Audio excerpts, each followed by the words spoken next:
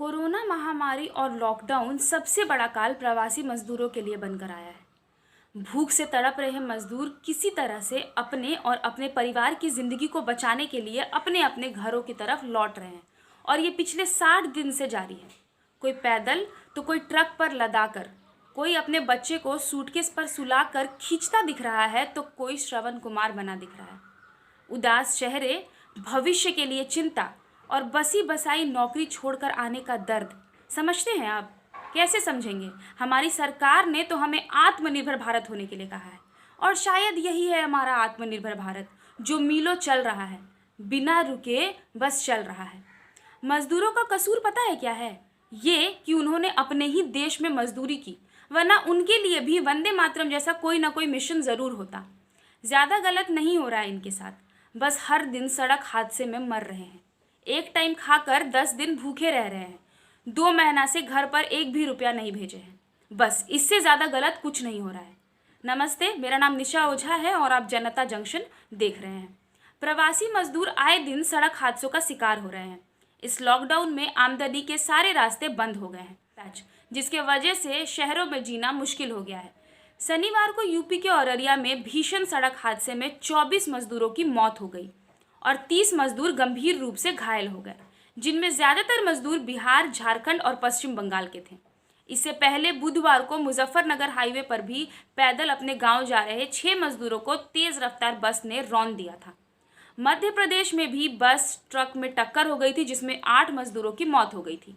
महाराष्ट्र के औरंगाबाद का ट्रेन हादसा कौन भूल सकता है, जहां रेल की पटरी पर आराम कर रहे 16 मजदूरों को मालगाड़ी ने रौंद दिया था और उन 16 मजदूरों की दर्दनाक मौत हो गई थी। बिहार के समस्तीपुर में भी ट्रक और बस में टक्कर हो गई, जिसमें 2 मजदूर मर गए थे और 30 लोग घायल हो गए थे। इसके अलावा ना जाने कितने ही मजदूर पैदल चलते चलते दम तोड़ गए, लेकिन इसका सुध लेने वाला कोई नहीं है। कोई सड़क पर कुचला जा रहा है तो किसी की भूख ने जान ले ली, और ऐसा तब हो रहा है जब मजदूरों को वापस अपने घर पहुंचाने के लिए सरकारें ट्रेन चलवा रही हैं। लेकिन फिर भी हजारों की संख्या में मजदूर पैदल, साइकिल से, ठेले से, असुरक्षित गाड़ी से अपने अपने घरों की तरफ पलायन कर रहे हैं और ये लगातार 22 मार्च से जारी है। लेकिन शर्म की बात यह है कि इन हादसों में भी हमारे देश के नेताओं को सियासत करने से फुर्सत नहीं है। सारी राजनीति उन्हें अभी ही चमका लेनी है, क्योंकि शायद इसके बाद उनको मौका ना मिले अब विपक्ष में निशाना साधने का। आखिर कब तक हमारे देश के मजदूर यूं ही मजबूर होते रहेंगे? जब मीलों चलते चलते थक जाते हैं तो बैठकर सुस्ता लेते हैं, कभी अपने पैर को खुद से ही दबाते दिखते हैं। भूखे प्यासे बेचैन इन मजदूरों की तस्वीर जिसने भी देखी बस मन पसीज कर रह गया। अब ऐसे में सवाल उठना लाजमी है कि क्या 20 लाख करोड़ का राहत पैकेज का ऐलान हुआ है, उनका इन मजदूरों से कुछ लेना देना है? बिहार के कटिहार रेलवे स्टेशन पर बिस्किट के लिए लूट मचता हुआ एक वीडियो सामने आया तो तस्वीर बहुत साफ हो गई कि ट्रेन में इन मजदूरों को खाना तक नहीं मिल रहा है। तो किस बात की चिंता है? आत्मनिर्भर तो हो ही रहा है हमारा भारत।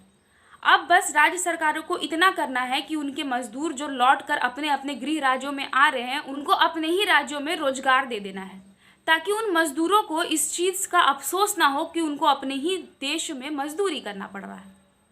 आप जनता जंक्शन देख रहे थे। अगर आप ये वीडियो फेसबुक पेज पे देख रहे हैं तो लाइक करिए, और अगर यूट्यूब पे देख रहे हैं तो सब्सक्राइब करिए। बहुत बहुत शुक्रिया।